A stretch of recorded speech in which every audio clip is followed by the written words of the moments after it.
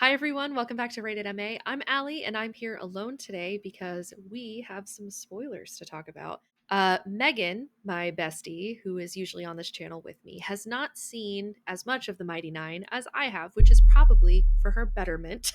I have seen the Mighty Nein campaign no less than 3 or 4 times the full way through. I constantly rewatch it. I am rewatching episodes nearly every night of the week. I love the Mighty Nein. It is my favorite of the 3 Critical Role campaigns. 4, I should say, although I am very much enjoying campaign 4. Megan and I just finished reacting to episode 3 of the Mighty Nein, and I decided that I was going to do a more in-depth, heavier breakdown of the first 3 episodes since they were released in a batch because they are the origin stories of our characters, and more specifically, they kind of encompass the general session zeros of how they all got together. So I am going to break this down a couple of different ways. I'm going to do it by episode, and I'm also going to try and keep it by character.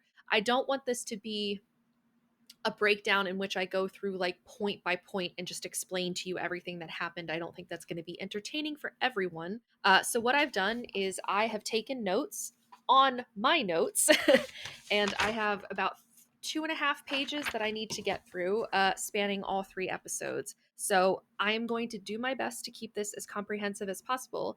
And if you couldn't guess, spoilers ahead for the Mighty Nein campaign, potential spoilers for the Mighty Nein animated show, and definite spoilers for people who have never seen either. So just be aware of that, please. If you don't want any spoilers for the campaign, this is not the video to watch.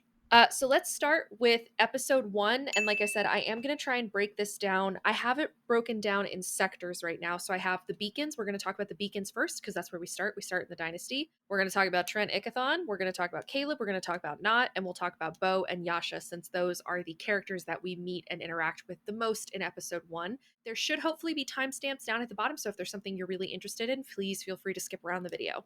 Let's begin with the beacons. We begin the pilot and the series in Jorhas in the Kryn dynasty, Kryn, the Kryn. The Kryn are a nation run by a woman named the Bright Queen. Her name is Leylis Kryn, and she is a drow, a dark elf. And this is a society that is perpetually within night. Their city is protected by some sort of enchantment that keeps them in the dark because they are sensitive to light, which I believe, if I'm not mistaken, is just a feature that drows have in the actual D&D handbook. So it's great that I incorporated that. Within the dynasty, there are a few pivotal characters that we are going to be dealing with, mainly Essek Thalis, who is one of the most important NPCs, is the most important NPC in this campaign, I should say. We're going to be dealing with the Bright Queen, Leylis Kryn, and there's going to be a few others that we'll meet over time, potentially.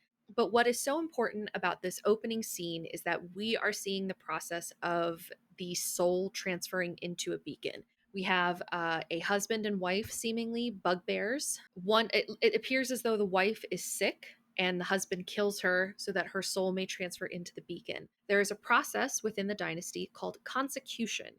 It is some sort of ritual or process that a person has to go through.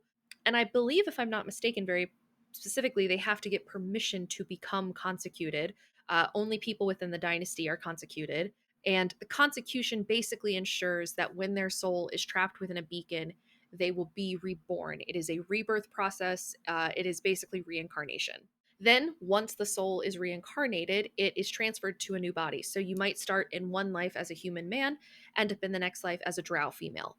Body and gender do not matter when it comes to consecration, when it comes to the rebirth process. But there's a process that they go through called anamnesis, in which the soul retains their memories from their previous lives. That's going to come up a little bit later when we get into episode 2, when we talk about Essek's mom. It's also important to know that within the dynasty, they very specifically worship a being called the Luxon. The Luxon, as described by Leylis Kryn in the 2nd episode, is a primordial being. Primordials within the bounds of this world came before the gods. So, in the lore of Exandria, Exandria is the world in which this takes place in the lore of Exandria, the current pantheon of gods, that includes the Matron of Raven, the Dawn Father, the Everlight, all of them came from another place. I believe it's called Tengar, came from another place and settled within Exandria, and Exandria already existed, was already there, and there were beings there before called the Primordials. I believe the Primordials would have been beings of like, it would have been the fire beings. It was like all the elemental beings. And at some point in time, the gods of Exandria ended up taking over and becoming the pantheon as we know it today. The Kreen, very specifically, the dynasty, believed that the Luxon was there first, and at some point in time, something happened to the Luxon, whatever that being was, and pieces of it fell to Earth in these beacons. So they believe that these beacons contain the essence of the Luxon. They are called the Luxon beacons, and they are incredibly powerful artifacts. If you've seen Critical Role Campaign 3, you know exactly how powerful they are because they come back up in Campaign 3 as well. Another important thing to note is that the dynasty is currently on the brink of war with the Dwendalian Empire. Within Critical Role's Campaign 2, we are starting in a new continent called Wildmount, and even though there are multiple sectors of Wildmount, and trust us, we will go all over Wildmount, the two main factions that we have to worry about are Xhorhas, which is where the dynasty is, and the Dwendalian Empire. The Dwendalian Empire is more human-led. It is run by an organization called the Cerberus Assembly, who are a council of 8 archmages who preside over the territory, versus the dynasty, which is, of course, presided over by the queen. The empire is presided over by King Dwendal, but he talks to the Council of Archmages. It's a whole thing. They have their own councils that they speak of. King Bertrand Dwendal and Queen Leylas Kryn. Those are the two leaders of these two factions. There's also the Menagerie Coast. There's Isocross, which we'll talk about a little bit later. Aor, we'll talk about a little bit later. There's a bunch of places. We go all over the place. Within the Empire also, they are incredibly nationalistic, I think is a good word for it. And they believe kind of in a supremacy. It is, like I said, very human led. So they do not take kindly to outside races. Things that are humanoid ish, so like elves, I think are all right. But goblins are not welcome, bugbears, dragonkin, like any of the other types of races. I think even tieflings have a bit of a hard time in those locations. It's a bit racist, to be completely honest, but that's kind of how the Empire just is. Within this opening scene, we also see that the Luxon beacon is stolen by 3 figures who we will later learn to be Astrid Beck, Aedwulf Grieve, and a character named Dane. Dane, if I remember correctly, does not appear in the campaign, or at least is not a character that I am familiar with. Astrid Beck and Aedwulf Grieve are very important characters, as they are people from Caleb Widogast's life. We'll talk about them a little bit when we get to Caleb, when we talk about him. But Astrid and Aedwulf and Dane are something called Volstrucker. They are basically mages that come out of the Empire. They are trained at the Soltris Academy, and they are overseen by a man named Trent Ickathon, who we will also talk about in just a little bit. Aedwulf and Astrid, very specifically, used to be Caleb's lovers. They were all in a polyamorous threesome relationship when they were children. But Astrid, Aedwulf, and Dane steal the beacon and go on the run, and they end up meeting up at a checkpoint called the Rockguard Garrison. And when they go to meet with their Empire contacts, they find that they have been slain because the Kreen have found them. And in the ensuing scuffle, something hits one of the beacons and it sends off a 12-sided explosion, in which case, in those lines of contact, time is sped up, as later described by Beauregard. Time is sped up and it instantly kills them. We later see that Dane, who was holding the beacon at the time, suffers the brunt of this and later dies from his injuries, though Astrid and Aedwulf do appear to be unharmed from what we could tell. The Volstrucker also very specifically use a familiar item from those who have seen The Legend of Vox Machina, which is Residuum. Residuum is a crystal that is mined mainly in Whitestone. There are other deposits around the world, but Whitestone is the biggest and most important. As part of the Volstrucker program, they have embedded Residuum crystals within their skin and now have Residuum scars or tattoos that glow when they use Arcana. Wizards in D&D, if you are playing in the traditional sense, have 3 different ways to cast a spell. It's called VSM, so verbal, somatic, and material.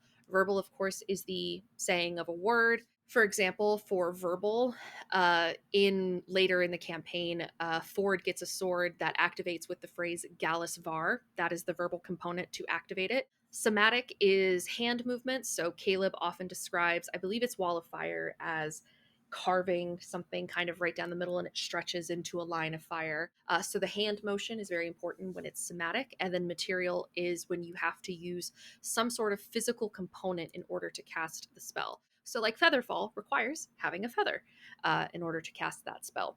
But residuum is very important in the world of Exandria because residuum can replace any material component. So it can replace anything from gems, which are needed for things like revival rites, and it can replace feathers needed for Featherfall. It can replace bat guano needed for Fireball. It can replace anything, which is why it's so important that these wizards from this basically evil magic school have it embedded in their skin.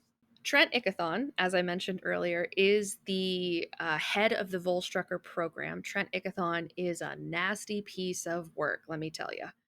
Trent Ickathon runs the Volstrucker program and very specifically is the reason that Caleb Widowgast, who is my favorite character, by the way, is the way that he is. We'll talk about that in just a moment when we get to him.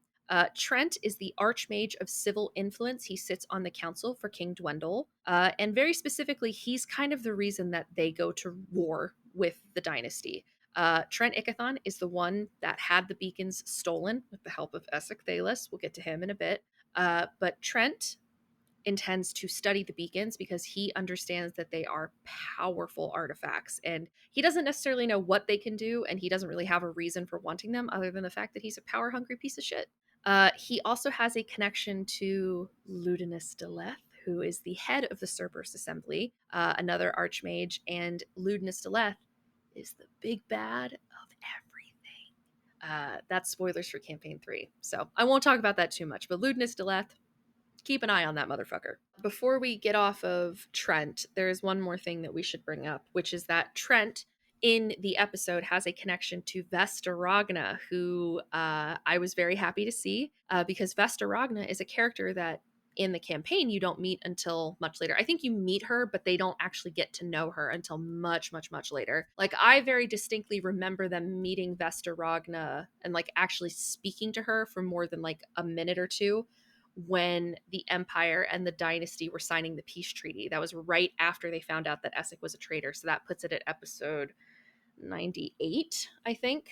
They end up meeting Vestaragna much later on in their tale, and Vestaragna is the reason they end up in Aor. And we'll get to that in a bit because, oh boy, episode 3 surprised me a little bit with some stuff that it brought up. So we'll come back around to that. But Vestaragna is the Archmage of Antiquities, and very specifically, she has a connection to the Tomb Takers, who we will talk about when we talk about Molly in episode 3. So, as I've mentioned, Trent has a connection to Caleb, which is that Trent was Caleb's former mentor. That gets brought up later in the episode when Nott asks Caleb if he has killed the person who took his magic from him, and he says not yet. And we do a jump cut straight to Trent, which lets the audience know this is the person that Caleb has to kill. Sets up a motive very quickly. But when Caleb Widowgast was a young lad, he grew up in a town called Blumenthal out in the Zemni Fields. And the Zemni Fields were outside of the main city, a smaller area, but Astrid and Eadwulf were also from the Zemni Fields, if I remember correctly. And I think they were also from Blumenthal. And Trent came to Blumenthal and found them when they were children and brought them to the Soltris Academy and trained them to be Volstrucker. I do not know off the top of my head how long Caleb was with him. However, in the campaign, when Caleb, Astrid, and Eadwulf are all 17, 18, around there, they are told by Trent that their parents are traitors and they are given a final task before they can graduate from the Volstrucker program to become fully trained Volstrucker, in which Trent basically tells them to kill their parents. Eadwulf, I believe, strangles his parents. Astrid poisons hers, and when Astrid, Eadwulf, and Caleb, who at that point in time in his life is Bren Aldrich Ermendrude, was his original name before he became Caleb Widowgast. Back when he was still Bren, they returned to Caleb's house. They had dinner with his family, and when they left, they locked the doors, locked his mother and father inside, and Caleb set the house on fire. And when he heard the sounds of his mother and father screaming, it broke something inside of him, and he was lost. He basically went catatonic. And from what I remember from the campaign, I don't know if Caleb ever says exactly what happened, but just that after that, he ended up in the Vergessen Sanatorium. Basically, it's like a mental psych ward. And he was there for 11 years until he was 28, 29 ish. And while he was there, someone in the building, whether it was another patient or a nurse or somebody, I don't remember who it was, someone healed him and revealed that his memories had been false. His parents were not traitors. Trent had implanted that memory in his head in order to make him kill his parents, because his parents were kind of the only thing tethering him anywhere other than Trent. And so Caleb and Astrid and Aedwulf were tricked into killing their parents, because anything that pulled them away from their programming would have been a danger to Trent.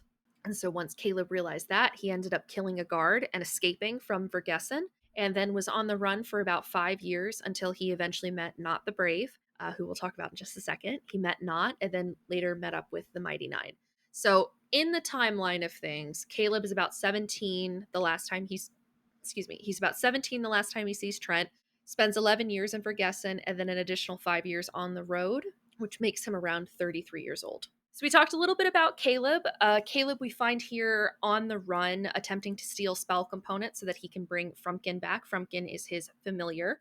When Caleb was a boy, when he killed his parents, he had a family cat named Frumpkin, and then at some point in time learned the Find Familiar spell and was able to summon a Fae from the Feywild, and Frumpkin is his Fey familiar, who is a major part of the campaign, and I was very excited to see because I love Frumpkin.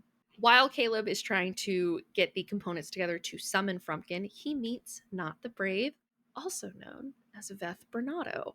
Not the Brave is a goblin, seemingly, uh, who, played by Sam Riegel, who is an alcoholic. She's not really liked in the Empire because she is a goblin. Like I said, she's not a humanoid, so she does not really get by very well in the Empire when Caleb finds her. And there's a lot of really interesting stuff that goes on with Not, a lot of major hints to her character later on. One of my favorites is when Caleb tells Not that he lost his magic. She asks him if he's cursed, because Not the Brave is cursed. In the campaign, you find out, God, 40 or 50 episodes in, that Not the Brave is really Veth Bernardo, who is a halfling woman who was killed, revived, and put into a new body, basically. Veth Bernardo was married to a man named Yeza, and they had a son named Luke, and they lived in like a halfling town that was then overrun. They were taken, and Veth tried to escape and tried to get her husband and her son out, and she was caught, and she was drowned in a river, and when she woke back up, she was in the body of a goblin. We find out in the campaign that she was cursed by a hag named Isharnai, who comes back up way later. God, I cannot wait for that episode. But Veth was cursed, and so she has lived in the body of a goblin for, I want to say it's like 2 years at this point, and hasn't seen her husband or her son in that time. Veth at this time, at this point in the campaign, doesn't know that Yeza is gone, but we'll later learn that Yeza has been taken into the dynasty, which is what eventually leads the Mighty Nein into the dynasty, and eventually leads them to meet Essek and the Bright Queen, because they go to the Bright Queen to ask for a pardon for Yeza, basically, and they ask to talk to him, and that's when the exchange of the beacon happens and all that jazz. Another thing that Not brings up in this first episode is she says that she has the itch. This is a nod to something that Sam says in the very first episode of the Mighty Nein, the pilot of the Mighty Nein, the campaign, I mean. Caleb asks if she has left the room, and she said, yeah, I had to go steal some stuff. I've got the itch. Not is a thief, and she's got sticky fingers, and she's always trying to steal something, because that's what rogues do. Up next, we met Beauregard Lionette, the monk of the Cobalt Soul, who later becomes an expositor. We find Beau as she's investigating the Rockguard garrison, and while she is there, she finds Residuum, which she's later able to connect to the Volstrucker in the second episode, I believe. She's later able to connect that to the Volstrucker. One thing about Beau is that she was brought in to the Cobalt Soul by Archivist Xenoth, who is kind of like her steward or her mentor.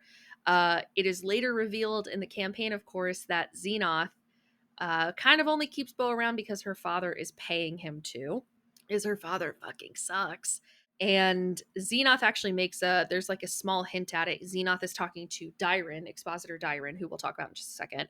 Xenoth talks to Expositor Dyren, and basically Dyren says, like, monks have been expelled for less. And he's like, believe me, I would if I could. Because he knows that he is being paid to keep her there, to keep her in the soul. I think in the campaign, Bo tells the group that, like, the soul just came for her one day. It kind of reminds me of those horrible, like, wilderness camps that some parents put their kids on, where they basically allowed their children to be kidnapped and kind of held hostage for several months in the wilderness where they can't do anything. It's like behavioral therapy type stuff, but it's really bad. It kind of reminded me of that. I'm not 100% sure if that is true or not. I would have to double check that. But that is vaguely what I remember from years ago. It's been a while since I've watched campaign 2. It's been a while. We also got the reveal in episode 1 that Xenoth is working with the Empire, and very specifically is working with Trent Ickathon.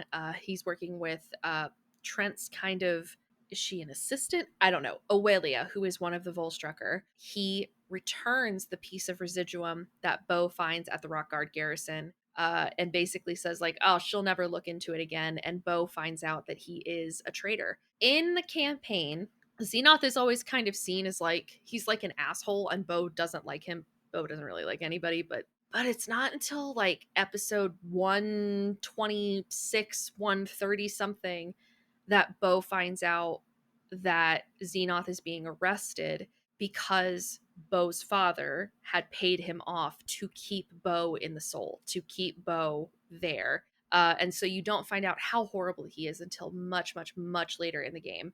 I do wonder how they're going to do it in the show, especially since Bo is only going to be able to get so many answers while she's out traveling with the Mighty Nein. But given that this is a very narrative driven thing instead of a game driven thing, I think they'll have time for it. I'll be curious to see how that comes up. We also saw Stunning Strike, which is one of my favorite monk abilities. You get that at level 5. It's the ability to hit someone so hard they are stunned for a turn. Stunned until the end of your next turn, I think. And we see Dyren, who uses this. And in the campaign, Dyren is the one that teaches Bo Stunning Strike right before they level up to level 5. So that's great that that was brought back up. One other thing about Dyren, too, Expositor Dyren becomes Bo's main contact within the soul that they speak with multiple times throughout the series. Dyren is either an elf or a half elf. I think she's an elf, who becomes Bo's, like, true mentor, who really teaches her what it means to be a member of the Cobalt Soul. And Dyren over time works with them because Dyren is trying to hunt down the traitor within the dynasty, which is Essek. Interestingly enough, if you look at that scene of Dyren when she's showing Bo all of her notes, there's a little hint at Ludinus.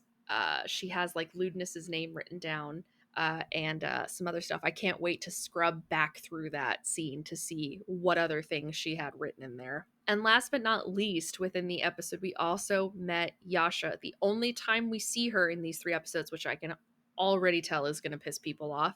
Yasha, we see, if I'm not mistaken, executing a bunch of Drow soldiers from the dynasty. And she asks where the beacon is. We see her blade skin gorger. And we also see, which is the most interesting, Oban's mark on the back of her neck.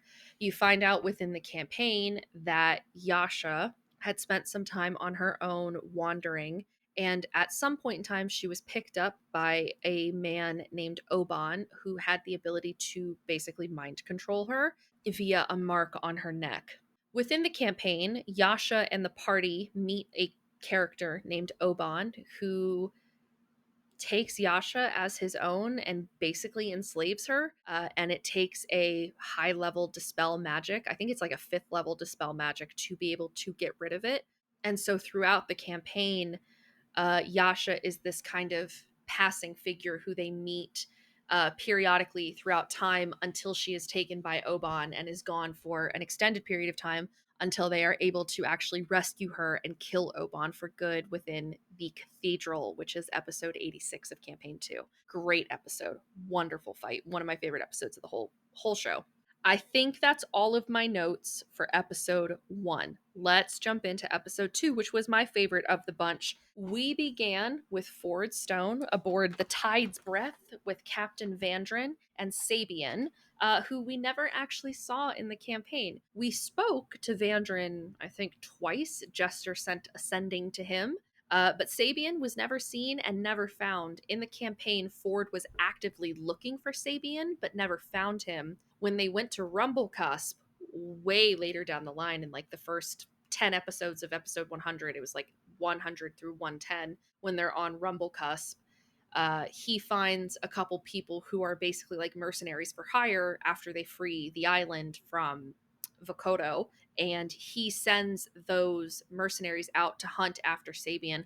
I want to say at one point in time they get a ping that they think they found him, but I don't know that we ever got confirmation of Sabian, just that they had heard that he had been around. But within the 141 episodes of the main campaign, they never dealt with Sabian at all, and they never got any confirmation on what happened to him.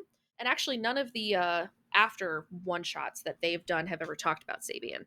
So, as far as the campaign is concerned, he's a loose end that was never tied up. So, they will 100% be tying it up in the show. Anyway, we met Vandrin and Sabian, but very specifically, Captain Vandrin has the Sword of Fathoms, which we know as an audience who have seen Critical Role that this will become Ford's sword eventually, because Vandrin also had dealings with Uk'otoa, and very specifically also had dealings with Avantika, who is also a warlock of Uk'otoa. She's either a warlock or she's a paladin. I don't remember what she was off the top of my head, but she was also a follower of Uk'otoa. She was another one of Uk'otoa's chosen. So it was really, really, really cool to see the Sword of Fathoms. I knew we would see it when Ford got it, but to see Vandrin actually wield it is fascinating. We actually got confirmation from Vandrin about some stuff in Ford's backstory that came out over the course of the campaign, which was that Ford is an orphan and he was bullied a lot when he was a child because he is actually quite small for a half orc. That'll come up in episode 3. We'll come back to that. And one of my favorite things that happened in that episode was that Vandrin had this amazing quote about letting go. I think he said, the past is a noose and you have to let it go or it'll choke you out or something. I wrote it down. The past is a noose around your neck. Cut the rope or it'll choke you out, was what Vandrin said. This is a fascinating quote, and I loved it as soon as I heard it because Ford does the exact opposite of that. Because Ford, throughout the campaign, is using what we, the fans, refer to as the Texan Ford accent, because Travis Willingham, who voices him, is from Texas. And it's this low southern drawl, even though Ford's real accent is more of a traditional, like, posh British accent. Vandrin, who is a southern gentleman himself, voiced by Tim McGraw, the country singer, Ford uses this accent to emulate him. He also uses his sword. He takes bits of his armor that he can. And a lot of who Ford is in the early games is kind of like a facsimile of what he believes Vandrin would have wanted him to be.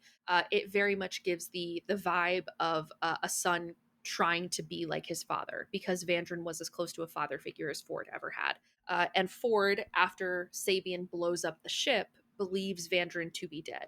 He's not, but he believes him to be dead as of right now. And so this lesson about letting go was fascinating, because as someone who knows Ford's story, it's like, oh, you're telling him this? He's not going to fucking listen to you. Because that is his thesis, is learning how to let go, which is wonderful. When the ship blows up, they recreated the opening from the original Critical Role intro done by Cami and Kevin Aryopagita, who did the amazing animation for it, with which later became the like your turn to roll thing, and it was fantastic. Like, it's almost shot for shot. I'll see if I can put up a comparison of the two so you can see exactly what I mean.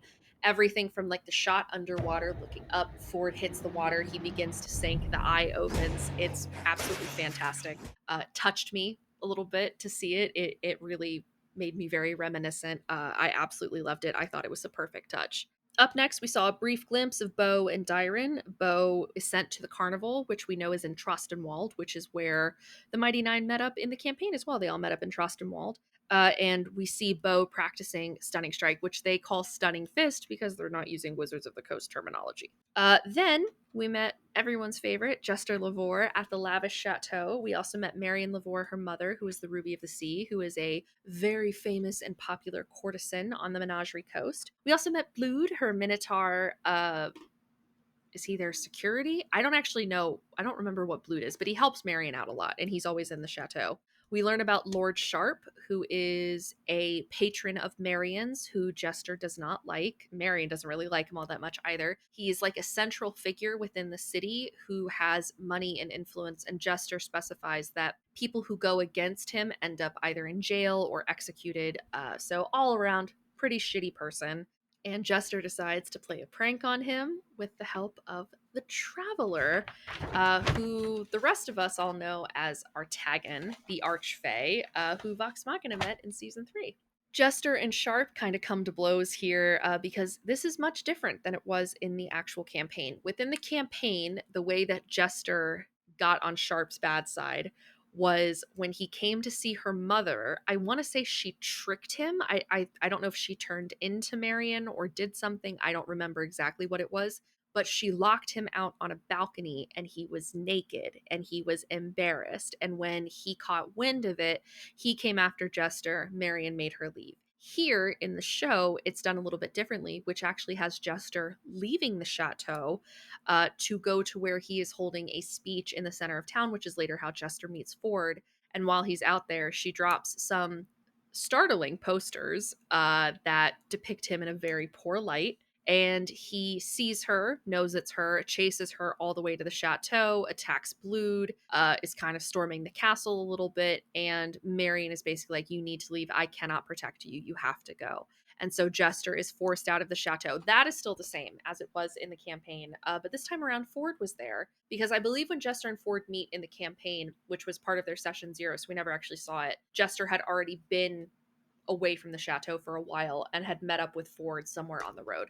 As far as I know, that's how it was in the campaign. I actually don't know off the top of my head. So it's a little bit different here. Ford is actually there when all this happens. And that's how the two of them begin traveling together, which is great. When Marion sends Jester away, she sends her to Zadash, and very specifically to the Pillow Trove, which are places that I remember very, very, very well from the early days of the campaign. Pillow Trove is like this hoity-toity, it's not like a hotel, but it's like an inn where Jester can stay. And there's a whole scene where like Caleb tries to get into that district and they find out that there's like an anti-magic field in the area because he tries to go in disguise and then his disguise is dispelled. It's a whole thing. Keeping in line with Ford and Jester, just so I can finish up their storylines real quick, when they are leaving the Menagerie Coast, when they are leaving Nicodranus, they have a conversation, and Jester is telling him that she's made a list of all these locations within Zadash, and she brings up the Soltris Academy, which is where Caleb Widogast learned his magic from Trent Ickathon, which is something that does come up in the campaign. Ford, very specifically, is trying to get a letter of admission to the Soltris Academy because he is trying to learn about his magic from his pact with Uk'otoa. And Caleb is he's fascinated by Caleb because Caleb is a book-taught wizard versus Ford, who is a warlock who is granted his abilities. Caleb learned them inherently. So it is a fascinating dynamic between the two, especially in the early days when Caleb is keeping the secret of the fact that he attended Soltris. At the end of the episode as well with Ford, we also got the Uk'otoa reveal. We saw the big eyeball, and we hear one of his phrases, which is "become," because he became a warlock at that point. Also for Ford, we really see him come into his abilities in this episode as well. Ford, if I am not mistaken, is a Pact of the Blade warlock. He has a pact weapon, which is the falchion, the Sword of Fathoms. And we see him using some of his abilities. One of my favorites is the Mask of Many Faces, which is an eldritch invocation. So as a warlock, when you hit 2nd level, you get something called an Eldritch Invocation, which is just an ability that you have as part of your pact with your god. And there's a list of things that you can choose from. One of my favorites is called Agonizing Blast. It allows you to add your Charisma modifier to your damage for Eldritch Blast. So Eldritch Blast typically is a d10. If your Charisma is 20, it's a d10 plus 5, because 5 would be your modifier. So a max of 15 instead of a max of 10, which Ford does take. I know he takes it because Travis was doing all sorts of crazy fuck ass damage with that spell. But very specifically, Mask of Many Faces is one of the earliest Eldritch invocations that you can get. It basically allows you to cast Disguise Self at will, which means it does not cost a spell slot. He can do it as many times as he wants. So that's great. And God, is that a helpful feature.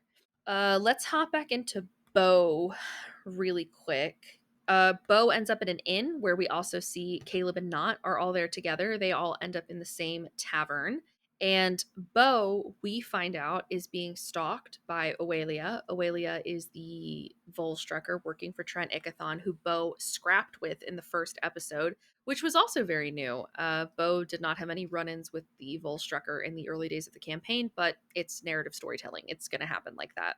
We find out that Aurelia is following Bo towards the end of the campaign, and Bo and Knot get into this like really funny scene where Knot and Caleb are caught stealing and they flee, and all these horses escape, and it's one of Bo's horses, and it's the first time they interact, not knowing, that they're gonna be bridesmaids together one day, kind of thing. But speaking of Knot and Caleb, something really interesting, actually, two things really interesting come up when Knot and Caleb are hiding out in these stables.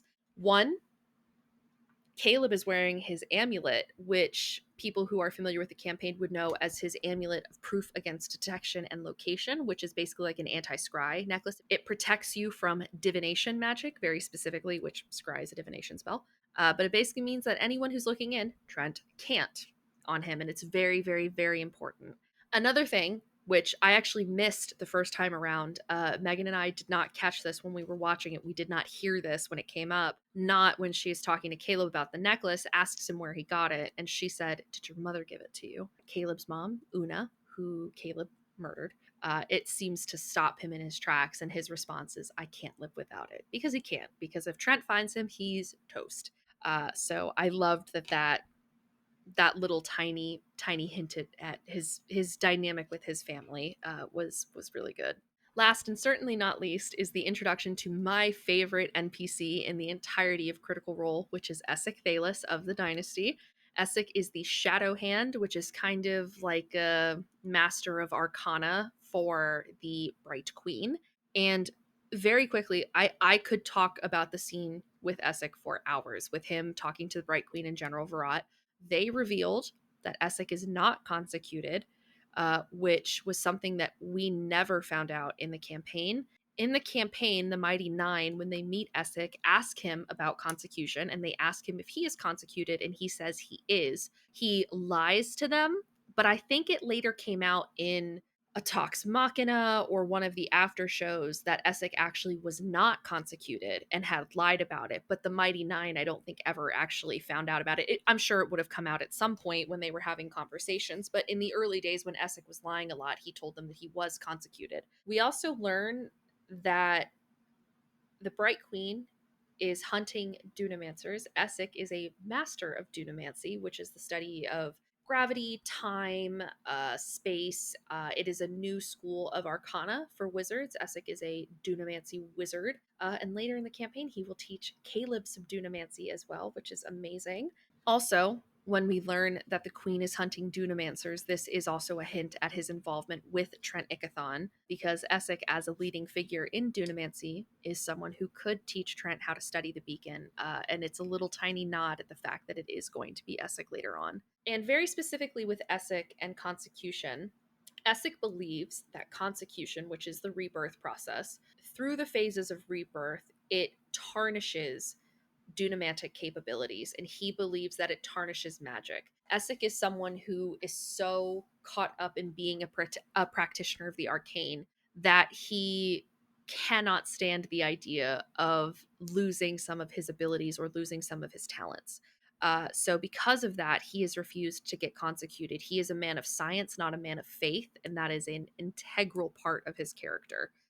He also, one thing I found really fascinating was he had this kind of friendly rapport with General Virat. I don't know how much of it is genuine because it's Essek, But it was interesting to me because Essek was always portrayed in the campaign as such a loner because no one was as intelligent as him. He was hiding so many things, both from his people, his family, from everybody, that he just really didn't have time. In the actual campaign, Essek really only had one friend, and that friend was Uriah. And Uriah was another figure within the dynasty who Essek had kind of a friendly rapport with. But here in the show, they're kind of setting him up as to have like he's kind to these people that he speaks to in the dynasty. Again, I don't know how genuine it is, but he is being kind. So Essek's mother, who we meet in this episode, Deirdre Thalis, is sick with something called typhros, which is something that occurs when a consecuted soul has gone through so many life cycles that they become sick with it. It is a secret within the dynasty. It is not something that is talked about. And I think this is a super important addition to the story in why Essek is not consecuted. Because, like I said, in the campaign, Essek being consecuted is not really a plot point. Like, it doesn't really come up. Here, it does a really good job of distinguishing the fact that Essek is kind of an outsider within the dynasty, which is super important, which is what leads him to later partner up with Trent Ickathon, which we will talk about in just a second. But because Essek has a mother who is Umavi, a perfect soul, his mother is an Umavi, because his mother is sick with typhus and he has seen what happens, he knows that she will be killed for this if it is found out. He says that to her, like, the queen will kill you if she finds out that you're sick. So he is protecting her and keeping her safe by keeping her locked in his towers. He has seen what consecution does to people and someone he actually genuinely cares about. And the Essek that we see with his mother is fascinating. It is such an interesting veil behind the curtain because never in the campaign do we see Essek with his brother or his mother. We don't see Essek and his brother ever interact together until campaign 3, in which their dynamic is absolutely perfect. But we are probably going to see it in this show, which makes me very excited because I love Varen. I think Varen is very fun. Varen is Essek's little brother. But Essek's dynamic with his mother, I think, makes perfect sense for why he never wanted to be consecuted in the first place. Also, with Essek's mother, we got another reveal that I really was not expecting, in which General Virat asks about Essek's mom, and Essek acts all weird and suspicious. And Virat gives him a piece of broomstone, which is what was once used to keep the floating cities of Avalier and Aor in the sky. It has kind of levitation properties, so to speak. And he says that they found it in Islecross, which is where the Mighty Nein end up in the end game of the show. They end up in Islecross on their way to Aor. That was such a cool drop. I was not expecting it. It was such a great reveal. Made me super happy. But as I said with Essek, he is working with Trent Ickathon because Essek's main goal is to study the beacons and figure out what they are, what they do, how they work. He's a scientist through and through. And unfortunately, no one in the dynasty was willing to hear him out because to them, they are sacred relics and they aren't going to experiment on them. But you know who will? Trent fucking Ickathon. Essek gets caught up in that and it sucks for him. And one thing I found interesting too, Essek, when he's telling Trent about the beacons, he talks about the innate possibility within them. And we actually see a potential future in which Essek is beheaded by the Bright Queen for his traitorous regime. That was fascinating to see that because it's always been a possibility, but Essek is never caught to that extent, as we know, because he is redeemed by the Mighty Nein and then goes on the run and just moves to the Empire with Caleb. So, okay, I think that was everything that I had for episode 2, which again was my favorite episode of the bunch. I absolutely loved it. Let's talk about episode 3, the final one. This one, we're going to talk about Molly Mock. Let's talk about Molly. I'm going to try and get all the Molly stuff out of the way, including the Lucian stuff, because what the fuck was up with that? Molly Mock, our bisexual disaster tiefling, talks about his tattoos. We knew that Molly's tattoos were important, those of us who have seen the show, of course, the campaign. But one interesting thing that they included in this is that all of Molly's tattoos are symbolic of rebirth. So a snake that sheds its skin, a peacock, all of these things that have symbolism to rebirth, which, of course, Molly doesn't know fuck all about. But you know who did? Lucian. I could not believe my ears when they said, "Oh, what about your 9 eye tattoos? That's a lot of eye tattoos." What do you mean you're drawing attention to that now? It's episode 3. These people that are watching that haven't seen the campaign, like Meg, they have no fucking idea what that means, but I do.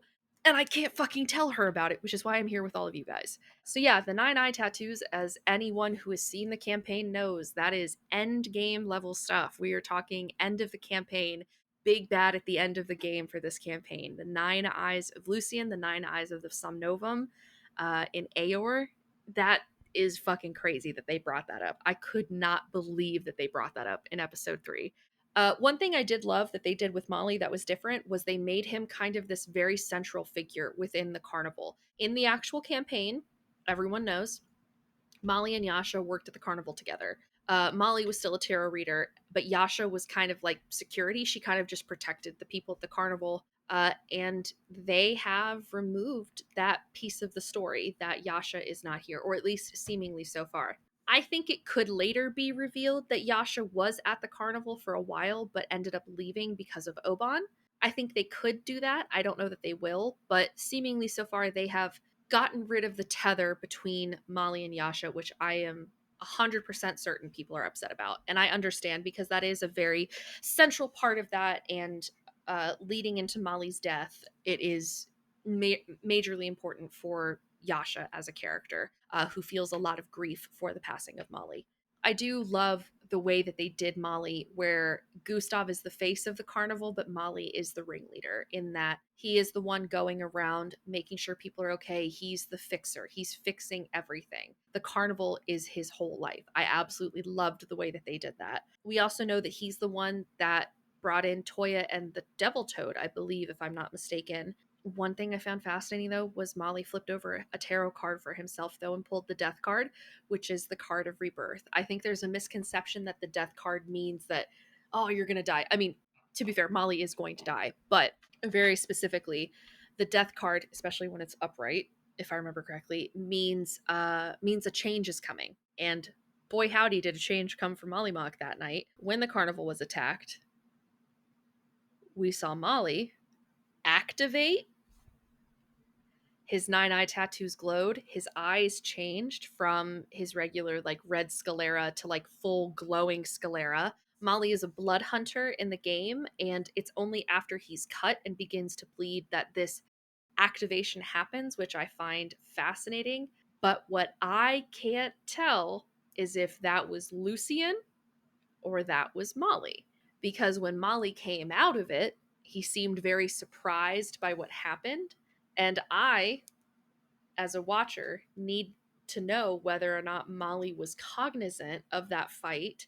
Because does Molly know how to fight? Or is that all muscle memory from Lucian? Because given the dynamic of Molly and Lucian in the campaign, which is Lucian Tavel is the original body, Molly is what came after Lucian was killed by Vesterogna. Molly is the one that wakes up in an empty grave, and all he can say is the word empty, which becomes MT, which becomes Molly Mock Tea Leaf. That's how he gets his name, is that's where it comes from. In the campaign, I think Molly's only been alive for about 2 years, so he doesn't really have any memories, but when Taliesin built his character, he picked the Blood Hunter class, and so that's what he was. But in the show, since it's going to be revealed that Molly dies and Lucian is what comes after, I have to wonder if Lucian's not really all that gone. I would love to know what you guys think about this. That was absolutely shocking. I'm sure my reaction was hysterical. When Meg and I hung up the phone, she was like, dude, your face. I was like, I could not fucking believe my eyes. I had to tell her, I was like, look, this is end game level stuff. Like, this is end of the campaign. And she was like, I don't know what that means. I was like, that's good that you don't know what that means, because she's not supposed to know what that means. But got a little hint at Lucian Tavel, so that's cool. Towards the end of the campaign, I have to wonder if we're going to meet the Tomb Takers and we're going to get the Lucian name drop, which happens in the campaign. But when they meet Cree, when they go to Zadash to meet with the gentleman, they meet Cree, and when Cree sees Molly, she calls him Lucian. So that's a lot of what I had for Molly. We did not see Yasha at all, which I know is really going to piss some people off. Not in Caleb, we got a really good look at their dynamic, very specifically how they are becoming friends. We know that they've been traveling together for some time now. On their way to Trostenwald, they've come up with schemes and stuff. They are defensive of one another. They protect each other. It is absolutely perfect. I love the way that they're playing out their dynamic. One thing I do want to ask you guys, Meg and I talked about this in our reaction if you've watched that already. Do you think Caleb recognized Oelia, or do you think he just knows she is a Volstrucker? I personally am not sure that Caleb has a reason to be able to recognize her. As I said earlier when I talked about Caleb, Caleb was 17 when he left the Volstrucker. He was in Vergessen for 11 years and then has been out for about 5. But when Caleb sees Oelia in the crowd, he freaks out and he says, she's trying to find me, like she almost saw me. Do we think he recognizes her because he actually knows who she is? Do we think he thinks it's Astrid at first? What are you guys thinking? I would love to know what everyone's thoughts are on that. I personally am of the idea that he does not recognize her, but inherently recognizes her as a Volstrucker. There's something about her that gives off that energy. Meg said she's unsure. I think she said she could see it either way. I would love to know what you guys think about that. That was another note that I had. But after Caleb sees Oelia, he does have kind of like a PTSD breakdown. He calls himself worthless. He says that he's like a scared child in Zemnian, so no one understands what he says, which is real sad that he's parading himself in a language that only he understands. But later we get great moments from him and Not. Very specifically, we get to see the message spell in use. Not will later take a couple levels of wizard because Caleb teaches her some magic, which is super fun. And Caleb gets the beetles that he's after the whole goddamn episode. And we finally see him utilize a little bit of fire magic. He misses, but like we see it. And oh my god, it looked so good. I'm so excited to see the first fireball come out. It's going to be fucking awesome. I'm so excited. All right, we're wrapping up here. Getting towards the end. We saw a bit of Bo in this episode. Her dressed as the bear was one of the funniest fucking things ever. Absolutely loved that. But we get a lot of the Bo that I remember from the early campaign where she was standoffish, punch first, ask questions later. She's very untrusting. She's acting like everything is on her shoulders. And I mean, to be fair, she does feel like it is. Meg and I have said this, I think, in every single episode. We cannot believe how much we like Bo in the show versus how we did in the actual campaign. It took me, admittedly, 40 or 50 episodes until I actually genuinely liked Bo. Maybe it took me that long to get used to her. Maybe that was just when her character began to actually develop and change. I'm not 100% sure what it was, but Bo was my least favorite character for a very long time. I could not stand her at first, but she's not my top 3, but she is in my top 5. I think if I had to list my top 5 Mighty Nein characters, I think Bo is number 5, because I do really love Not, Ford, and Caleb and Essek. It's really hard. The Mighty Nein, I love every single character. Bo was at the bottom in the beginning, but now she's like mid tier now. I still love Bo though. Favorite, is she my favorite Marisha character? Because I really loved Laudna. I don't know. Bo's great. I love Bo now, but we saw a bit of how I remember her from the campaign. I'm curious to see how she is with the group as a whole. Because when the campaign started, she was partnered up with Ford and Jester. They had met her along the road, and then it was Caleb and Not, and then Molly and Yasha were together. And that's how the split happened. But now Bo is on her own, Yasha's on her own, Molly's on his own, Ford and Jester, and then Caleb and Not are together. So that'll be interesting to see. And speaking of Ford and Jester, this is the last note I have for this episode.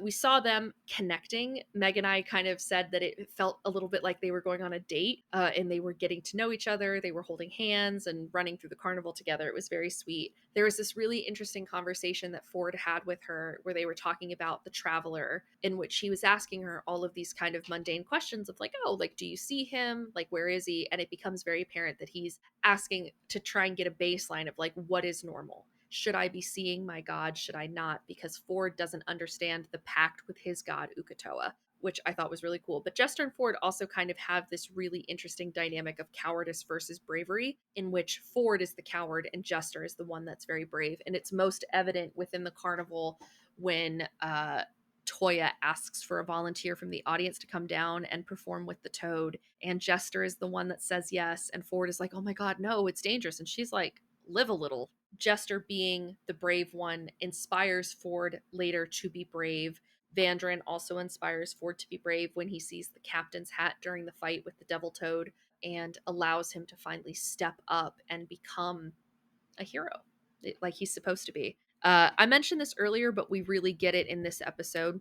Ford is considered small for a half orc. I remember that coming up a lot in the campaign. And I remember very distinctly there being a conversation that Ford has with an orcish shopkeeper who calls him the runt because he's so small, and also because he files his tusks down because he's ashamed of how he looks, because Ford doesn't know his parents because he's an orphan. And Ford has a lot of insecurities very specifically about his race. And that's something that comes up a lot in the early campaign. Jester keeps calling him handsome.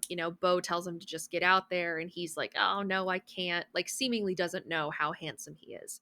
And I like that they kept that in. So those are my notes that I have for the episodes. Hopefully, I covered all of the major things that needed to be covered, the shit that came up. Again, cannot fucking believe we got the Lucian hint this early on. I'm genuinely shocked by that. I thought if we heard anything about Lucian, it would be when Kree meets him. Seeing the beacon, seeing Rasona and the dynasty, seeing the Empire, the Soldiers Academy, Trent being absolutely fucking horrible as per usual, the hints about Caleb's past, everything has been absolutely stellar so far. I've been so excited. I know there are people that are disappointed in what they're doing with Yasha, but I have every faith in Critical Role. If Ashley Johnson is okay with Yasha's story, then I'm okay with it. That's kind of my take on it. I think someone left a comment asking about our opinions on the Yasha stuff. And yes, I would like to see more Yasha because I do enjoy Yasha as a character. But when it comes to the characters within the Mighty Nein, Yasha, I think, is in the bottom half of my list just because I didn't spend a whole lot of time with her. I think Yasha's only in less than half of the episodes, like 60 to 70 episodes. She's in a lot in the back half, and I really fell in love with Yasha when they went to Aor. Well, they did the Rumble Cusp stuff first, and then they went to Aor, but I really liked Yasha there. But in the first 100 episodes, I mean, she was fine, but I think that they have the ability to do some cool stuff with her story. I'd like to see how it goes. Moving forward within the show, I will leave you with some thoughts and predictions. They're definitely going to kill the devil toad. It was shown in some of the trailers that they actually go out to the swamp to kill it. I'm assuming that's either going to happen in the next episode or the one after. I don't know. I do know that the last episode of the show is called the Zadash Job. I don't know what that entails. However, when Meg and I first started talking about the show months and months ago, I predicted very early on that season 1 was going to end with the death of Molly Mock Tea Leaf because Molly Mock dies in episode 26 of the campaign. I still think that will be the case. However, I'm very curious about how they're going to do it because we just did 3 episodes of origin stories. So even though I loved it and even though they set it up really great, we have 5 episodes left to kill Molly. It would feel very cruel to only have Molly for 6 episodes, but again, we only had Molly for 26, so we really didn't have him all that long. I am curious on what you guys think, if you guys think the season is still going to end with Molly's death or not. Because in order for them to end with Molly's death, we have to deal with the Iron Shepherds, which means we also have to deal with the Gentlemen. They're talking about Zadash. We already know that Jester and Ford were headed to Zadash because they were headed to the Pillow Trove. When they get to Zadash, they meet the Gentlemen, and specifically, they meet Kree and the Tomb Takers. Well, they meet Kree mostly. I don't know that they meet the other Tomb Takers, like Zoran and Otis, the fucking other halfling that Veth was always trying to kill. But they meet Kree, and Kree, when seeing Molly, calls Molly Lucian. I still think we can get all that. I do. I do think we can get all that in this season. I think they're spreading out the story differently than how it was in the campaign, which I'm fine with because it's something that they have to do for narrative reasons. But I think they're going to go out to the swamp, they're going to kill the devil toad, and that'll wrap up hopefully this arc of the story. Then they'll go into Zadash. They'll meet Pumat Sol, who I'm still very excited to see. I do still think Matt is voicing Pumat Sol. They released a little clip of Essek, and they had Matt doing voiceover, and he's like talking over a clip of himself in the voice booth, but he is absolutely doing Pumat. He's not doing Essek. So I'm glad. I hope that Matt is still voicing Pumat because it's great. But they'll meet Pumat there, and I think they're still going to do all the stuff with the gnolls. That was something that was going on when they were on their way to Zadash. They dealt with a shit ton of gnolls in the tunnels. I think we saw that. We saw that in the trailer, right? So that all has to happen. And then eventually they make their way to Zadash. Given the fact that the final episode is called the Zadash Job, that makes me think, when do I think they get to Zadash? Let's see. So episode 4 is called the Mighty Nein. Episode 5 is called Little Spark. Episode 6 is called Many Gifts. Episode 7 is Belonging. And episode 8 is The Zadash Job. In the promo picture for that one, it looks like they're in the tunnels, which would put them in the fight with the Knolls. So I don't know. I don't know. Looking at the images now, I do not think this season is going to end with Molly dying, which I don't know if that's a mistake or not, because going into season 2, I'm going to like having more time with Molly. I just think they're going to have to stretch a lot of stuff to make his death in season 2 make any fucking sense. Because I do not remember a ton of the stuff they did in the first 26 episodes of the campaign. I know they go to Labenda Swamp at one point. I know they go to Zadash. I know they kill the Knolls. Again, I am not 100% sure what comes up in the earliest part of the campaign, the first 25-ish episodes before Molly dies, but they would have to deal with the Iron Shepherds. They have to deal with Ford, Jester, and I think it was Ford, Jester, and Yasha were all kidnapped, and Molly died when they were fighting Lorenzo. If they do another 8 episodes on top of this, I don't know what the hell they're going to do in those 8 episodes. But again, I trust Critical Role. I would love to see what's going on. We also have to deal with the Tomb Takers at some point. We got to start threading that in, which again, I do think they will do this season. Molly's death, I'm not sure. I do think it would be the perfect end of the season, but timeline wise, I'm not sure how it's going to line up. We'll see. We'll see how it goes. I'd love to know everyone's opinions, what you guys think is going to come. And we also, I think at some point, are going to meet Essex's brother, Varen, who is on his way to Bazzoxan, something that Essex said in the second episode when he's talking to the queen. She basically tells him, if we don't retrieve the beacon, we're going to go to war. And he's like, yeah, but if our soldiers die, they won't come back. And he's concerned about that because his brother is a soldier at Bazzoxan. But I actually think within this, we might potentially see Varen being sent to Bazzoxan or Varen returning home because of their mother being ill. I'm not sure, but I would like to see Varen because I like Varen very much. But those are my notes for the first 3 episodes of the show. I'm absolutely loving it so far. As someone who is a massive Mighty Nein fan, I could not be happier with everything. I'm so excited for this season to finish so I can watch it the whole way through, back to back to back to back, and just go through it. It's really making me want to rewatch the campaign, which is great. And I hope that for some people who are new to the show, it makes them want to watch the campaign for the first time. Just because I think the Mighty Nein is such a fun experience. It's such a good party dynamic, especially once they get CAD. It's been an absolute blast. I'm so excited for Meg to see a lot of these things. Jesus, when Meg finds out, when we get 6 seasons down the line and we're in Aor finally, and we're dealing with the 9 eyes of the Somnovum, and Caleb and Bo are getting their red eyes. I cannot wait for Meg to be like, wait, is this the thing that they hinted at in the 3rd episode? And I'm going to be like, yeah, bitch, I talked about this 6 years ago or whatever. I can't wait for that to come up. It's going to be so much fun. I am having an absolute blast. I would love for you guys to leave me some of your thoughts. Do you think Molly's going to die? Do you think we're going to deal with the Tomb Takers? What are you thinking about Yasha? I'd love to hear everyone's opinions on how they're enjoying the show so far. I myself am absolutely adoring it. I think when I get off of this call, I'm going to go rewatch it. So, all right, guys, I think I'm going to wrap it up here for the night. This has been a lot of talking, but hopefully it was seemingly comprehensive enough. I want to know what you guys think. If you have any questions, comments, or concerns, please, of course, leave them down below. Let's chat about the Mighty Nein. Also, let me know if you guys want me to do this for the other episodes as well. I would be more than happy to record this for the other episodes 4, 5, 6, 7, and 8. I would have a blast doing that. If you would like to watch our unedited reactions, you can watch them over on Patreon. They are behind our $3 tier, which is our PG-13 tier. You can subscribe to that for $3 a month and get all of the unedited reactions, or you can simply buy the post if you would just like to watch the reactions to episode 2, for instance. So the unedited reactions will be coming out earlier than the YouTube reactions do. We usually try to do a day or 2 before. Thank you so much for hanging out with me, guys. Of course, let me know what you think down below. If you have any theories of your own, I would love to hear them. But yeah, I will sign off here for the night, and we will see you guys in the next one. Bye!